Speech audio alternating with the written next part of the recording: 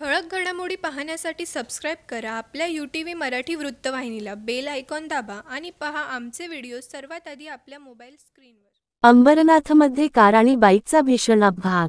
अंबरनाथ पूर्व आणि पश्चिमला जोडणाऱ्या उड्डाणपुलावर भीषण अपघात झाला आहे. एका कारने 3 मोटरसायकलला धडक देत पलटी झाल्याची घटना घडली आहे.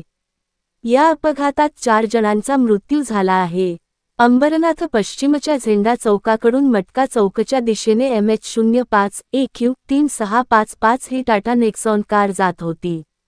ओव्हरटेक करत असताना चालकाचा ताबा सुटल्यामुळे समोरून येणाऱ्या 3 मोटरसायकलला धडक दिली. दुर्घटना एवढी भीषण होती की एक मोटरसायकल चालक पुलावरून खाली फेकला गेला. अपघातानंतर पुलाच्या रेलिंगला आढळत कार पलटी झाली आहे. या अपघातात 4 जणांचा मृत्यू झाल्याची प्राथमिक माहिती प्रत्यक्षदर्शीकडून मिळत आहे, तर 2 जण गंभीर जखमी आहेत. सध्या मृतांचे शव आणि जखमींना उल्हासनगरच्या मध्यवर्ती रुग्णालयात आणण्यात आले आहेत. अमित चव्हाण आणि अभिषेक चव्हाण अशी जखमींची नावे आहेत. अंबरनाथ पोलीस घटनास्थळी दाखल झाले असून या दुर्घटनेचा सखोल तपास सुरू आहे. क्या है और क्या घटना हुई है इधर? मेरा नाम मोहसिन महमूद सैयद है। मैं जुना भिंडीपाड़ा में रहता हूँ। एक टाटा नेक्सॉन कार थी जो ब्रिज पे से सीधा आ रही थी और नीचे से 3 बाइक ऊपर चढ़ रहे थे। जो तीनों बाइक को टाटा नेक्सॉन ने टक्कर मारा ओवरटेक मारते वक्त, और वो तीनों बाइक को घसड़ते लेके गया। उसमें से एक जन ब्रिज के नीचे गिरा और 2 लोग कार के नीचे दब गए, जिसको हम लोग ने कार से निकाला और बाइक वाले लोग को भी निकाला और उनको सबको हम लोग ने एम्बुलेंस में डाल के सेंट्रल हॉस्पिटल भेज दिया। मेरा नाम अमित चौहान है। मैं जा रहा था पालेगांव। ब्रिज की इधर से सामने से कार आ रहा था राइट साइड से।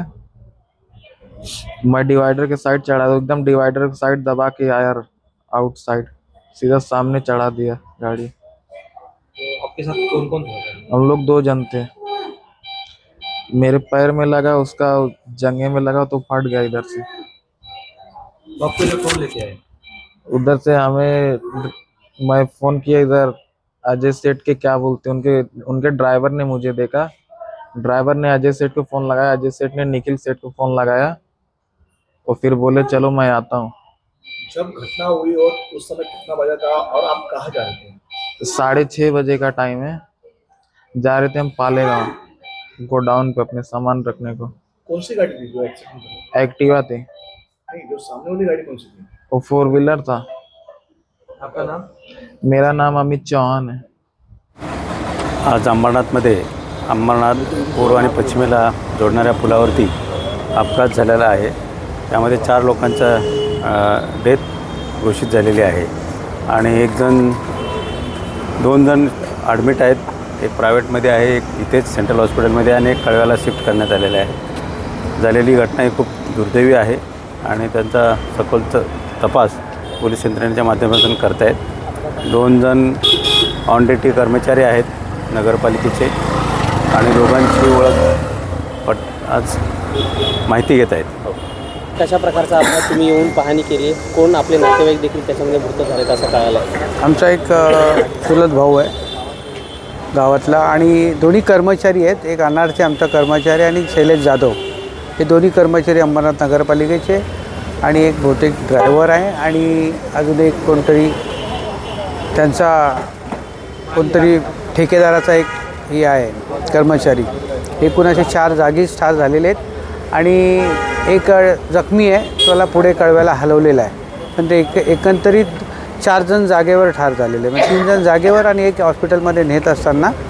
पण हा अपघात म्हणजे दुर्दैव म्हणायचं का ऑन ड्युटी करत असताना. आता याला कुठेतरी राजकीय वळण म्हणत असाल, बोललं तरी चालेल, पण अंबरनाथ नगरपालिकेचा भ्रष्टाचारामुळे मेले गेले का? तर टाउन प्लॅनिंग जर व्यवस्थित नगरपालिका त्या बांधली असती तर टाउन प्लॅनिंग ऑफिस तिकडे हलवता आलं नसतं, आणि ते हलवलं जरी ते जागा असती तर ते टाउन प्लॅनिंग ऑफिसर आज जर इथे अंबरनाथ नगरपालिकेच्या कार्यालयात असतं, मुख्य कार्यालयात, तर या 2 जणांचा जीव गेला नसता. कारण की ते ऑफिस बंद करायला चालले होते इलेक्शनची ड्युटी संपवून, आणि ह्याच्यातच जीव गेलेला आहे यांचा. आज या जबाबदार कोण? कारण की ही गेली असं वाटतं का मोठा ताजमहाल बांधायला लावले अंबरनाथला. गेली 8 का 7 वर्ष तो नगरपालिकेचं कार्यालय बांधतायत.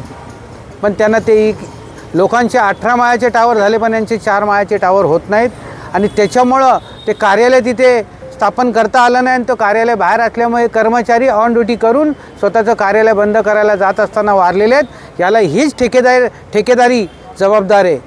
दादा, असंही म्हटलं जातं आहे की या कारमध्ये शिवसेना शिंदे गटाच्या उमेदवार होत्या आणि त्यांना देखील मार लागला आहे आणि त्यांचा जो ड्रायव्हर होता तो मृत झाला. खरी आहे काही माहिती? हो, खरी आहे. पण आता दुर्दैव ते कोणी असा अपघात करत नाही आहेत. पण आता तो झाला अपघात, त्याला कोण बोलू शकत नाही. पण आपल्या कर्मचाऱ्यांचा दुर्दैवी मृत्यू फक्त हे ऑफिस बाहेर असताना नवीन नगरपालिका बांधली, मग हे कार्यालय बाहेर का ठेवलं गेलं? फक्त भ्रष्टाचाराचं कुरण खायला. ते ऑफिस जर कार्यालयात सामावून घेतलं असतं तर हे कर्मचारी ऑन ड्युटी तिथे गेले नसते कार्यालय बंद करायला. एक मुख्य कार्यालय असताना दुसरं साईड कार्यालय हे म्हणजे महाराष्ट्रातलं देखणं दिवं आहे. कारण की एक पूर्ण कार्यालय इथे असताना टाउन प्लॅनिंग बाहेर का? तर काय कर्मचाऱ्यांची नावं आहेत तुम्हाला कळाली? एक शैलेश जाधव आणि एक चंद्रकांत अनारते, चांगले कर्मचारी ज्यांचा संपूर्ण नगरपालिकेत आणि अंबरनाथ शहरात हळहळ व्यक्त केली जाते आहे. आणि पुन्हा कुठेतरी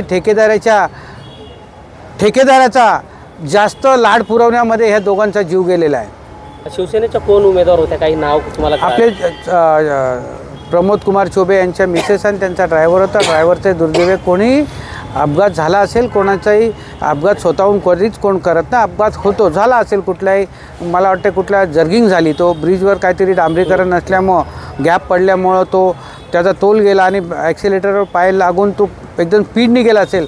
पण त्या ड्रायव्हरचा पण त्याच्यात दुर्दैवी अंत झालेला आहे. याला म्हणजे कोणाला दोष देता येणार नाही. पण हे कर्मचारी तिथे जाण्याला आपले ठेकेदार जबाबदार आहेत आणि हे जे असतील कोण आहे, जे मागचे सूत्रधार, हेच जबाबदार आहेत याला. म्हणजे एवढी मोठी पालिका बांधून सुद्धा अजून टाउन प्लॅनिंगचं ऑफिस तिकडे शिफ्ट केलं गेलं नाही, त्याच्यामुळे सगळं झालं हे सरळ दिसतंय.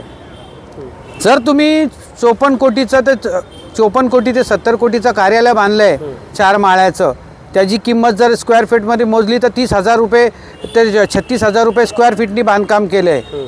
एवढी महागडी नगरपालिका बांधलेली आहे, मग ती कुठे, कशी, कोणाच्या घशात पैसे गेले आणि त्याचा आज आपल्याला भोगायला लागले. आज ते कुटुंब रस्त्यावर आले ना. ठळक घडामोडी पाहण्यासाठी सबस्क्राईब करा आपल्या UTV मराठी वृत्तवाहिनीला. बेल आयकॉन दाबा आणि पहा आमचे व्हिडिओ सर्वात आधी आपल्या मोबाईल स्क्रीनवर.